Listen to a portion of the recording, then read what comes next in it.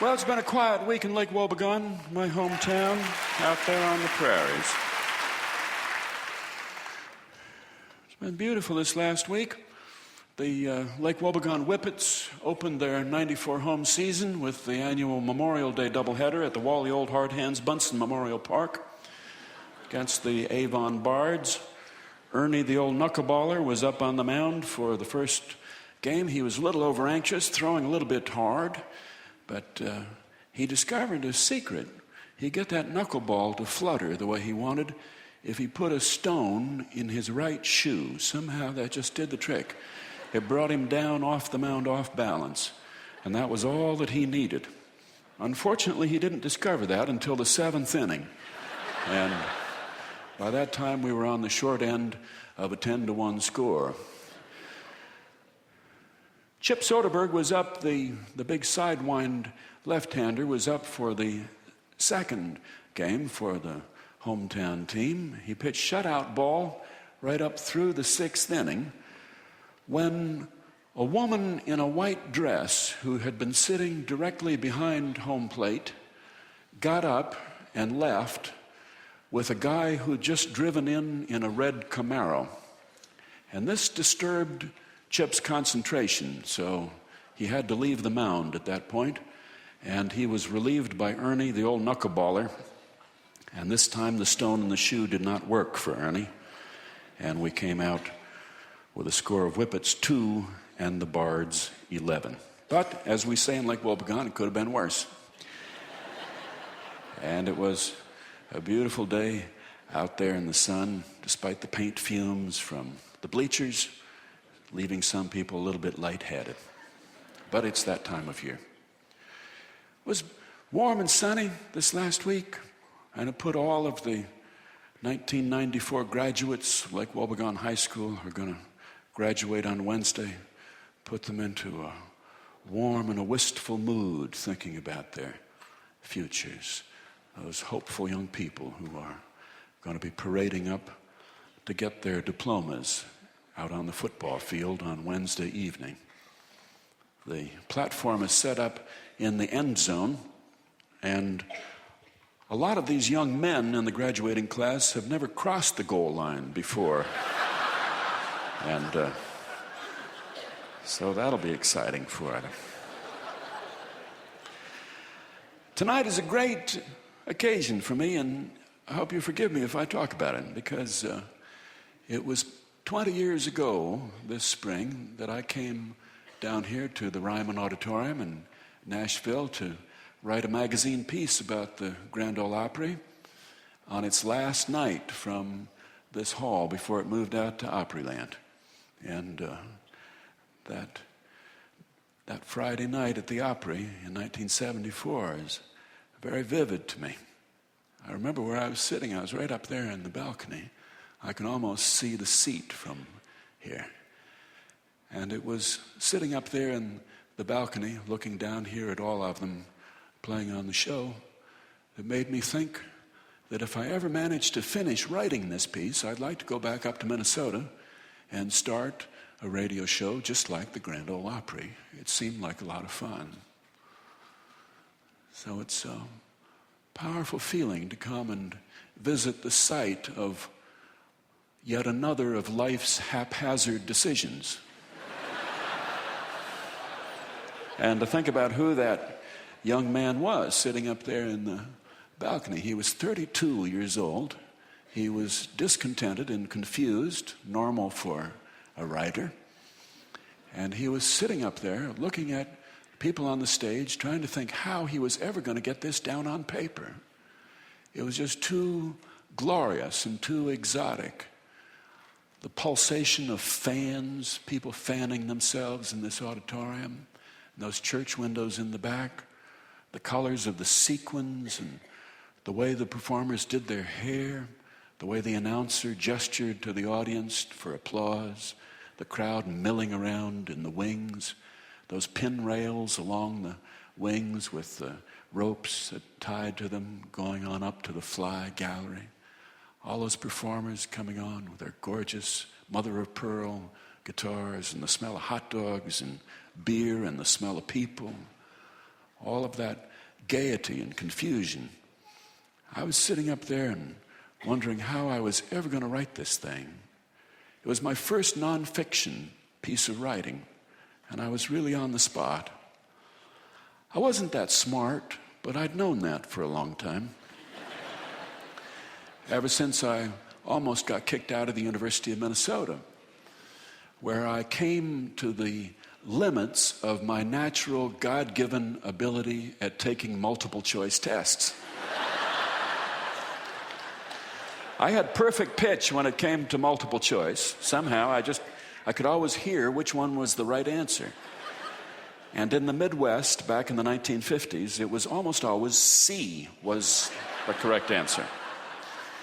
So I coasted along on that for a long time until I got to the university and you had to take essay tests. You had to actually write about things. And that threw me for a loop. And I sort of made it on fiction for a while, but I was here at the Opry back in 1974 trying to think about how I was going to write this. And I thought to myself, that looks like fun down there on stage. What they're doing, singing and entertaining these wonderful people. Wouldn't that be a great way to spend your time? And so I went back to Minnesota in the spring of '74, and we started up a Prairie Home Companion. That was 20 years ago.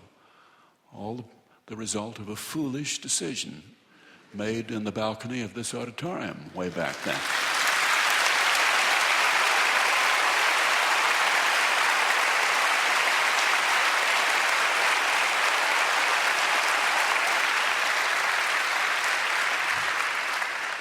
That young man, of course, had no idea what he was doing, but that was good because he had bad judgment to begin with. So if he'd made a considered decision, he would have done the wrong thing. Some kind of loose impulse was the only way for him to rescue himself from his ambitions, which were frustrating him. He wanted to write short fiction, and he was writing short fiction about vaguely unhappy, overeducated people who sit at home and think long thoughts and open their refrigerator door and see a wilted head of lettuce in there, and it speaks to them of mutability and change, mortality and death, and they call up a friend and they talk about it for 3 or 4 pages. Somehow he needed to be pulled away from this gloom and this self-pity. And radio, of course, was the way to pull yourself away from it, because nobody would ever sit and listen to self-pity at great length. I don't think so. So it sort of forces you back on assets that you were trying to rid yourself of. Like somebody who wanted to go into gold mining, but as it doesn't turn out, so they enter into a career of well digging instead. He had to fall back on this little town, which was all he knew about. And so that little town came into being. Little town beside a lake out on the prairie in Minnesota, and some grain elevators rising up beside it. Our Lady of Perpetual Responsibility Church up there on the hill, and the statue of the unknown Norwegian down there on Main Street. Little beach there behind Ralph's Pretty Good Grocery, where an old dog named Bruno wades in water up to his armpits and looking for a great fish, like the fish that he caught in his jaws when he was young. It's just down that beach is the dock going out into the lake where Wally's pontoon boat was tied up when the 28 Lutheran pastors got off the bus. And they went and they got onto that 20-foot pontoon boat. Pastor Inkvist was the last one aboard. And as the other 28 were all on, he saw the level of the deck briefly go below the surface of the water and then come back up. He thought about warning them, but he didn't want to alarm anybody. He thought about just pushing the boat away with his foot, But he did the Christian thing. He got on the boat, and Wally gunned the 16-horsepower engine, and it slowly planed away out onto the lake. And to people who were watching from downtown, this seemed like a miracle from the Gospels.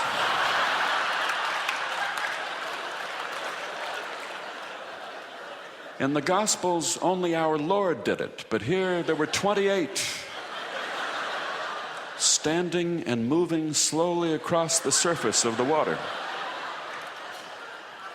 And they would have been all right, except they hit just a slight wave, and some of them moved towards the rear, and there wasn't quite room, and the boat tipped back, and the barbecue grill. Did I mention the barbecue grill? It was up in the bow, and it started to tip towards them, and Pastor Inkvist went to catch it, and then he thought better of it. It spilled red, hot, flaming coals on the deck of that pontoon boat. It was like a vision out of the book of the Revelations. And they moved to the stern, and they stepped off into water that came up to about their upper lips and stood looking up at the sky, trying to call for help. But they had pastoral voices. Their voices were trained to give help, not to express alarm. They called, "Help, help." Till a child who was standing in water about 20 feet away, water up to her waist, said, "Over here." And they waded out. That's my little town. It's a town where nobody uses turn signals because everybody knows which way you're going to go anyway. It's a town where you have to learn to laugh at yourself because other people may not have time to. You have to deal with life yourself in that small town. The bride has to sing at her own wedding sometimes. Sometimes the groom has to hold his own shotgun.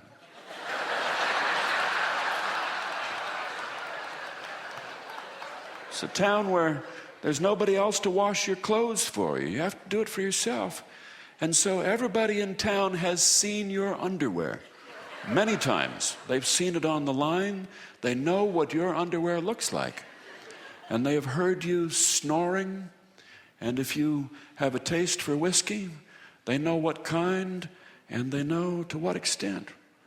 And when you kneel down in church on Sunday morning to ask the Lord's forgiveness, the people around you have a pretty good idea which sins you are thinking of. And they have an idea which ones you may be forgetting. And they see you there, and they think to themselves, you know, I really like the shoes he wore last week a lot better than those. They keep a close watch on you in that little town. But it's a great place for an overly ambitious young man to be from and to talk about, because it does save you from your quest to be the best, which is a great relief in life.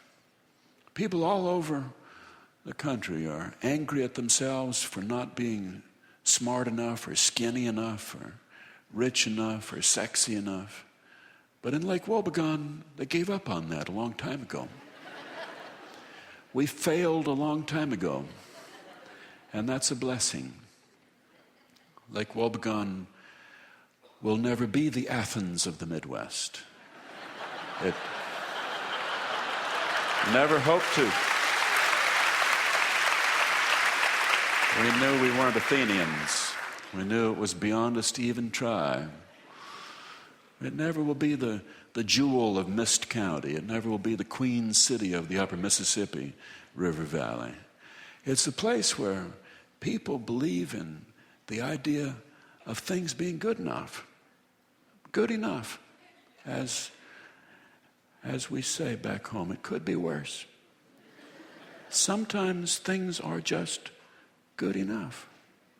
Sometimes your children are good enough. Sometimes you live in a town that's good enough to live in. It's good enough for you. And once you recognize that idea of things being good enough, then you can be happy. And people in Lake Wobegon are pretty happy, comparatively. They could be worse. They're good enough. It's a good place to go to learn things that you knew a long time ago. To learn that work is a privilege as well as a necessity. And if you do your job well, no matter what it is, you can look anybody in the eye. That we make our own opportunities, but that no matter who we are, each of us will have our share of sorrow. We can't outsmart life. We can't avoid it. Each of us will have our share and a little bit more. But when we come to the end and to the last judgment, we're all equal and all naked together before God. All of us, without exception.